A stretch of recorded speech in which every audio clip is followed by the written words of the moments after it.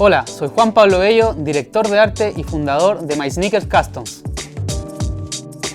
Fuimos uno de los primeros en traer la idea de la personalización de zapatillas a Chile. Un arte que cuida cada detalle al momento de limpiar, restaurar y customizar el calzado.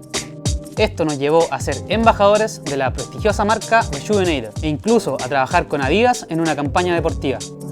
En el mundo que vivimos, la restauración de las zapatillas es esencial. Por eso en My Sneakers nos gusta trabajar para que este no se vaya a la basura. Cuando trabajo en el diseño de una zapatilla para un cliente, lo primero siempre es acercarse a la persona y aprender de sus gustos, colores e historia. Aunque no sea plano y no esté enmarcada, la zapatilla también es un lienzo con posibilidades infinitas. Es un soporte tridimensional que encuentra su exposición en las calles. En este curso de doméstica aprenderás a restaurar y personalizar unas zapatillas. Lo que haremos será limpiar y restaurar tu par favorito, para luego customizarlo en base a un diseño propio y con una presentación única.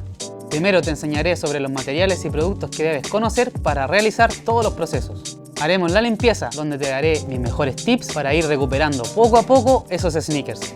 Te enseñaré a restaurar pasando por todos los pasos hasta la aplicación del sellante y así dejar la zapatilla en el mejor estado posible. Buscaremos referencias para realizar el diseño y lo llevaremos a un mockup o prototipo que nos servirá como guía para el resto de los procesos.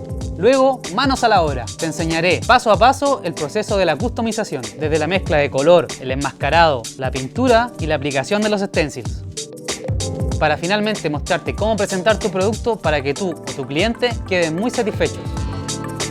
Si sigues estos pasos, tus sneakers en mal estado volverán a la vida como siempre lo soñaste.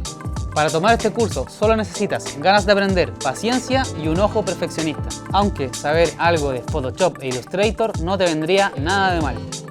Necesitarás escobillas de limpieza y champú para calzado, pinturas acrílicas más sus respectivos aditivos, pinceles, pegamento, elementos de limpieza y no te vayas a olvidar de una mascarilla.